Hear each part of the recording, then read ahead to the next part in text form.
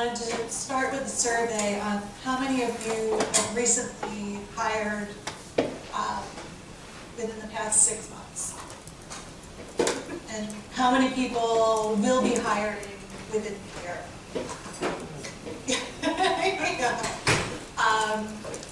And how many of you have recently been hired yourselves? Okay, so this is something that affects everyone and will continue to affect everyone. So who am I? I'm Langsner. I'm the former director of engineering at Rent the Runway.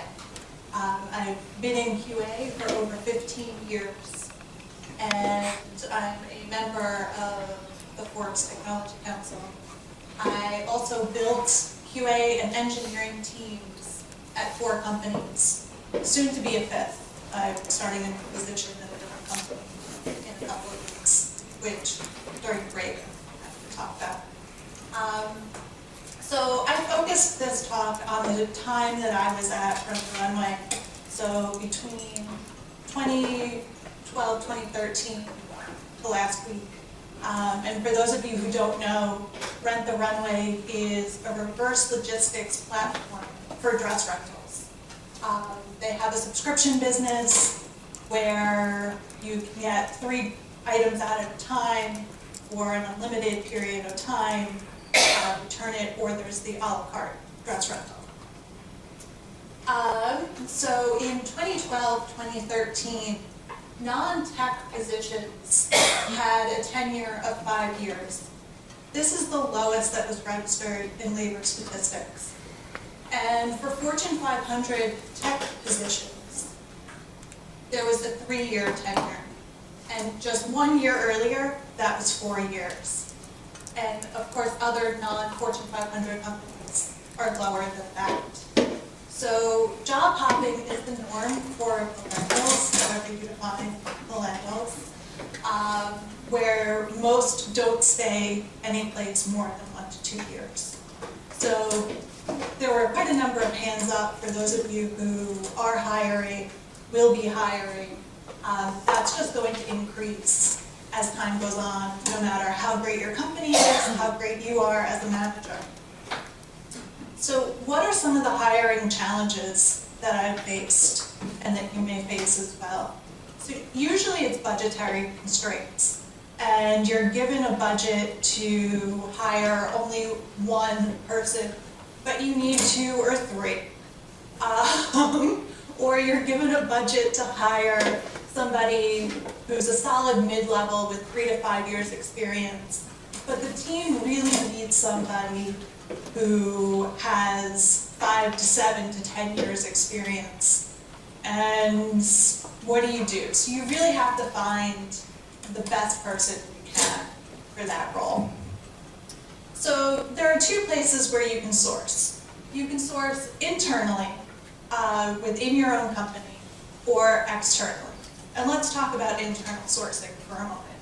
So at Rent the Runway, we were lucky enough where we had our own customer service, we had our own warehouse, we had retail store locations. There were also other entry-level positions in other departments, finance, marketing, someplace where we could look to promote from within. Now, of course, QA is a highly skilled profession, and not everyone can just come on board and just pick somebody from customer service and bring them on.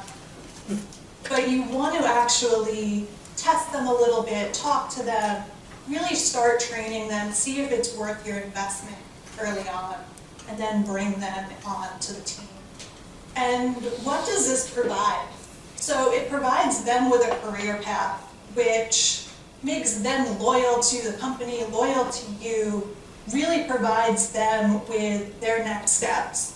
And they already come to the table knowing the ins and outs of the company. They know the business rules, how customers use it, how they use the internal systems. They also really understand your customer.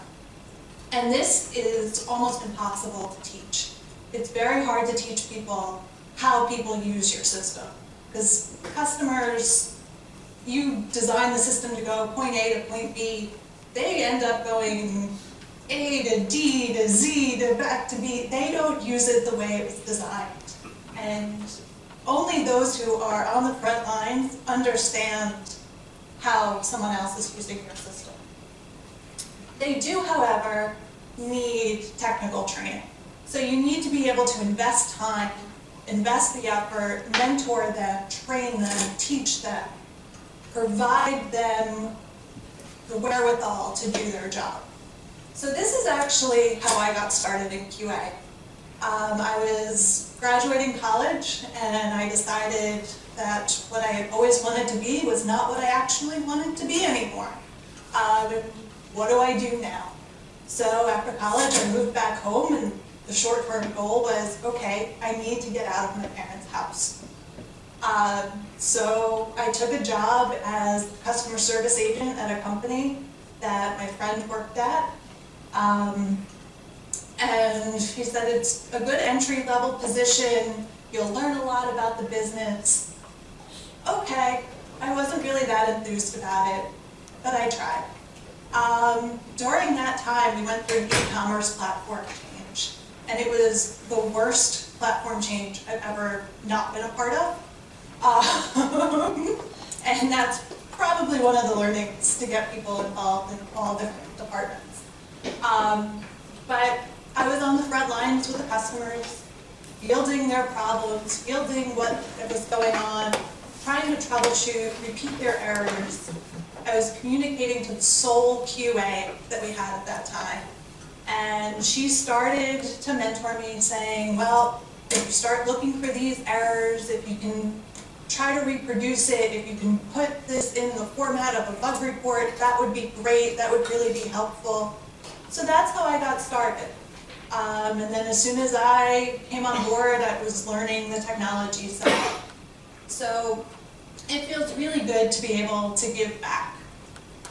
But not everyone is going to have that ability to promote from within. Not everyone has internal teams where they can do this. So that means you really have to look to the outside. And if you're lucky enough to have an internal recruiter, great. But they should not be doing everything. You really need to be proactive, be in JobBite, be in Greenhouse, Vettery, Hired, whatever the tools are that your team is currently using. I always sit with the recruiter and I give them a list of what I'm looking for before the job gets posted. And we go through the pros and the cons and what to look for, what not to look for, what industries to look for. I always provide them a list of like-minded companies that are either in the industry or that I'm currently working in, or they use similar tools or technology that we're using, and have them source from those teams. But we all have coworkers, and hopefully we like our coworkers. And I'm a big Eagles fan, so I So what I do is I sit with my coworkers on a one-on-one basis and I go through their LinkedIn and I ask them for recommendations and to make an introduction. So that introduction, once it's made, I invite that person for coffee. If you have a drinks and demos culture or something else in your company, Rent the Runway every Friday at 4 did drinks and demos. I'd invite those people over to see what the company was about before I even started the hard sell. Just showing them what we are, how fun we are, what we're doing, experience some of what the new code is that we're working on. There's also meetups and conferences like this one that you should really be networking. On breaks, just talk to people about your company, about your team. Mention casually that you're hiring if you are, or if you're looking to be hired. You never know where that's going to end up and what connections that's going to bring. At Rent the Runway, we also had a culture of campus recruiting and internships. So we would do the campus circuit and go to job fairs and look to graduating seniors. I wouldn't really do anything less than that, junior or sophomore. Somebody who's going to be coming into the job market within the year. And bring them on as a summer intern. And if they work out, we made the job offer before they left. So that way they go in already knowing they have a job. They come back already knowing something about the company. And this is kind of like sourcing from within, only you're getting somebody with a little bit different experience or somewhat less experience, but you have to make sure that you can mentor them just like you would somebody internally. So what are some considerations that you have to have? So you can make sure if remote work is okay. So at Rent the Runway, we allowed work from home, but it wasn't really part of our culture. And if somebody needed to work from home more than one day a week, they probably weren't going to be a great fit. Are you willing to sponsor? Are you willing to take on consultants? What else do you want to consider? I always consider experience over certifications. I want somebody who is willing to challenge the norm. So what do you actually want? So I always want somebody who's going to challenge what's given to them. I want somebody who is a team player. I want somebody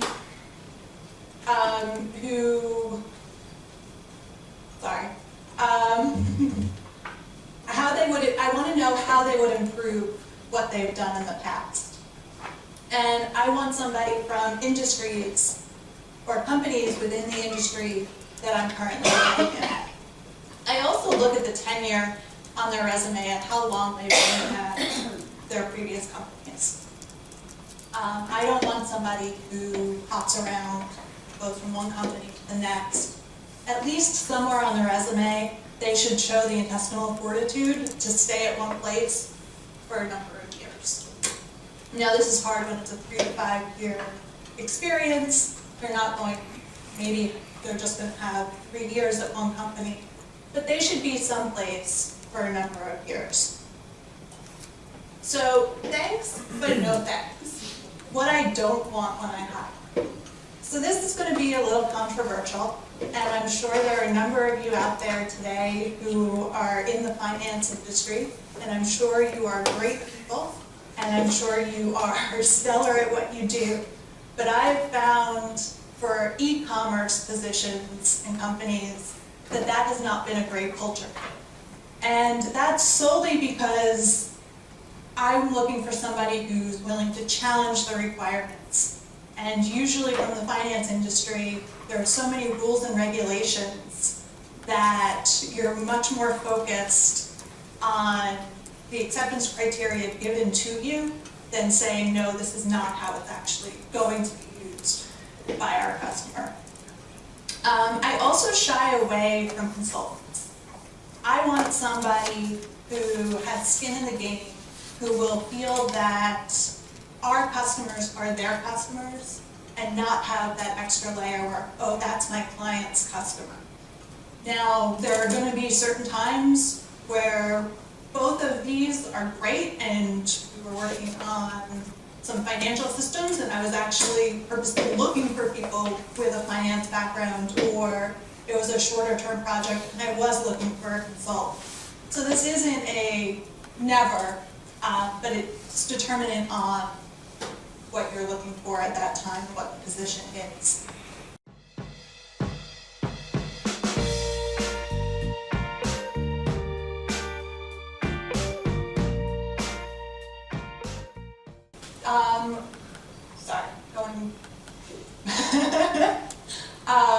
I also don't want job hoppers and people who have only been somewhere a couple of months. At Rent the Runway, we also had this mandate from the higher-ups that we didn't want people who wanted us. This didn't last all that long. We tried it out. It always reminded me of Woody Allen and Annie Hall telling the Groucho Marx story.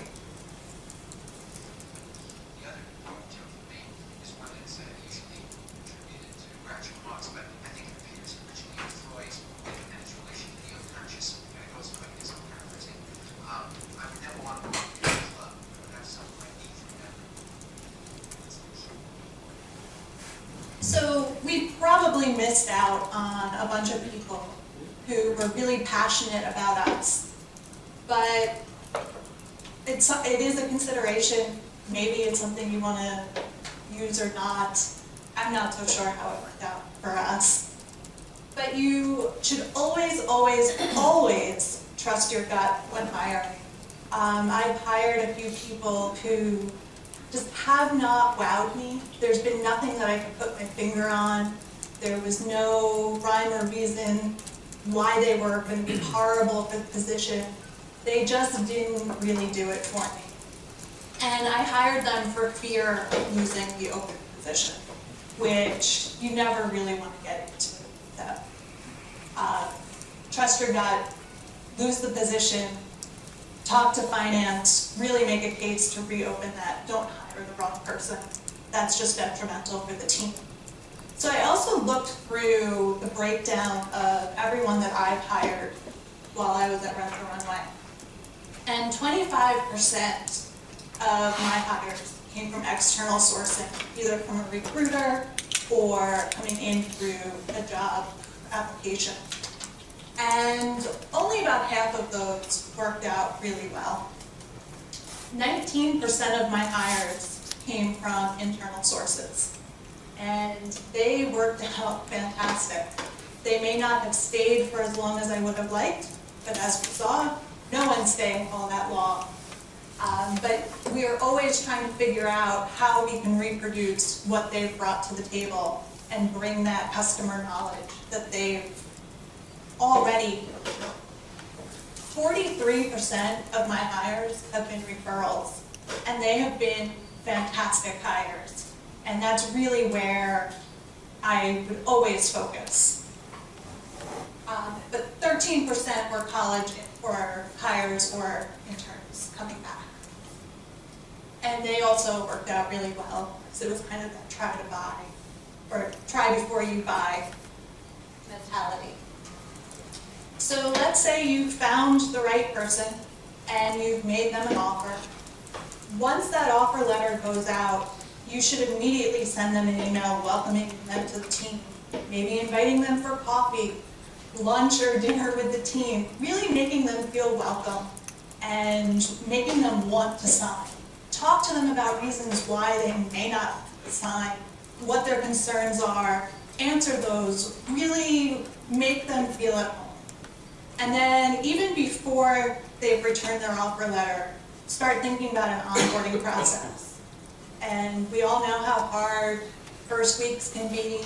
Make it as easy as possible. Make it formulaic so that you can repeat it. And hopefully that will help you in your need to hire. But you can always tweet at me, LLQA23, and I'm happy to answer any questions that you have.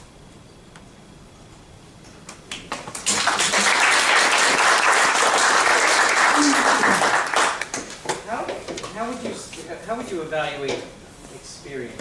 Because I've interviewed people with 20 years of experience, but they really only have 1 year of knowledge. And I've interviewed people who have almost no experience, who have worked out really well because they come in fresh. Is it so important that they have the quote-unquote years of experience? I would take years of or experience over certifications. So somebody who has actually done something, and ask them when you're interviewing, what is it that you've done? Ask them not just for one example, ask them for two, or maybe a third.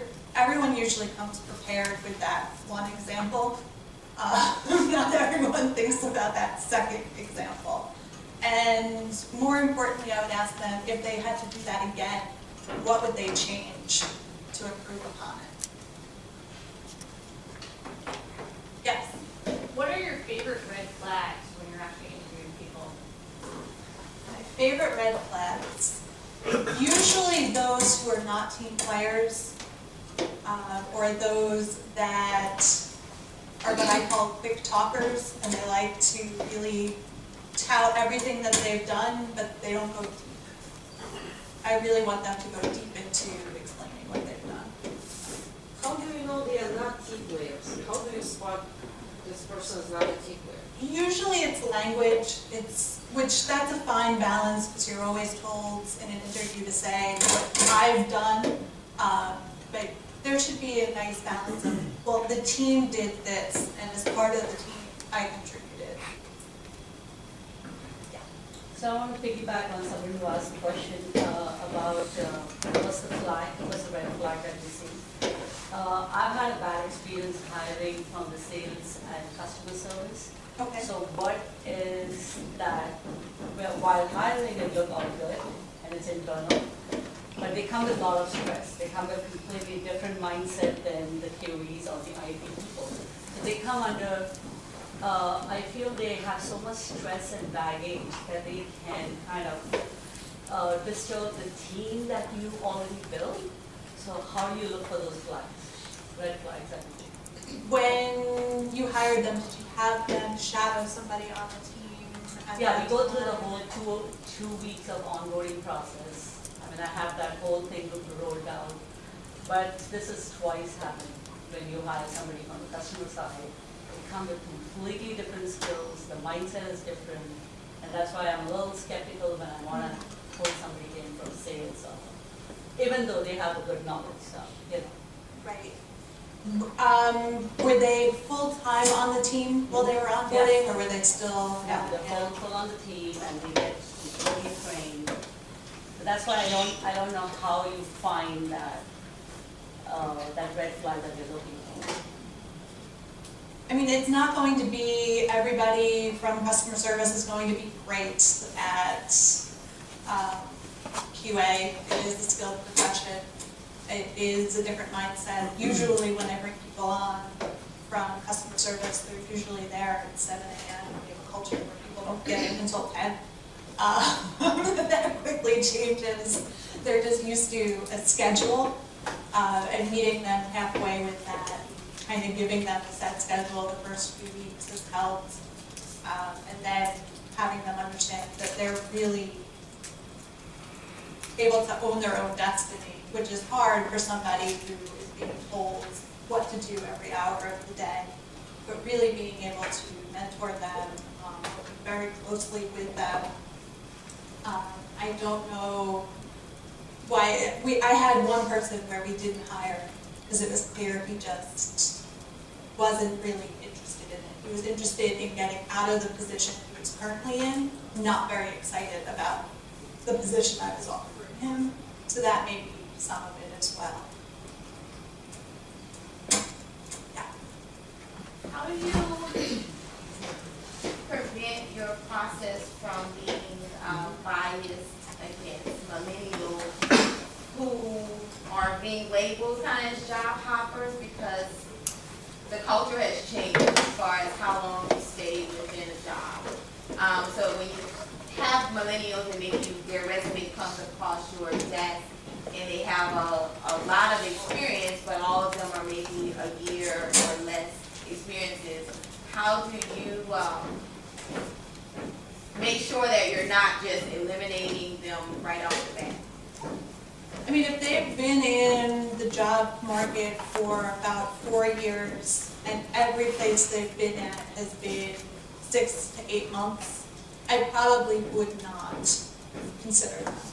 If they've been at some place for at least a year, I would then pick further in a phone screening or in an interview and see reasons why, what had happened, and really ask them what they're looking for in their next career and at their next company, and if that's something that I feel myself or my team could offer. How much do you think the context and the existing relationships matter with the successful candidates? Because the external seems to be 50-50, where the person coming in has nobody in the company to help them, and so there's very little investment from the people. And the people coming back already have context in what the company is doing, so it helps them be successful, especially people who are internal referrals. I think it's always good to have that support system coming into any new position. So what I've always done is, especially on the engineering side, not as much on the QA side, because I think that team's a tighter knit, just it's more right now. But the engineering side, I've always paired, no matter what level they are, with a buddy. And not be the buddy that has recommended that, because they will always have that person to talk to. But have them work very closely with somebody else. Yeah. So do you set up incentives so that way the buddy actually cares if their new buddy actually succeeds or not? Because I can see it being like, that's a time suck on me, I don't care, like, yeah, here, go away. I mean, that, to me, that would be a red flag for the hiring of that original person, just because I'm looking for somebody who is a team player and wants to level up the team. And everyone on the team has the expectation that they're gonna have to put in some effort. They may not wanna manage, and that's fine, but they should at least provide feedback and be able to mentor. And not everyone is meant for that, or not everyone at that stage in their career. So it may be a couple, choose the leads that you have to do that. Just to answer his question, what we do is we put it, the people who mentor, we use them in their reviews. We add that, so that's kind of an incentive for them. So we add it to their reviews so that this so-and-so has buddy or mentor me or so. So that kind of helps you. Also, one, like on top of that, I wanted to mention is that what my team has done is ask the people who are willing to volunteer as a buddy for new people. If they are willing, obviously they are ready, but you don't know it. So that really helps sometimes. There are some people that, as a manager, you feel are ready, and they may be that push. Exactly. Yeah. And the other way around too, Yeah. from whom you feel that they are not ready, but actually they are willing to support, willing to extend their horizon. What I've done with those that may not feel they're ready is I've had them mentor the interns, rather than screw up the career of somebody who's coming in with a lot of experience. Yeah, it's a combination of both Yeah. then, right? But you ask if they are willing or not, that's more important than Yeah. anything else. Yeah, and in your weekly one-on-ones with them, you should have had an idea of what they're ready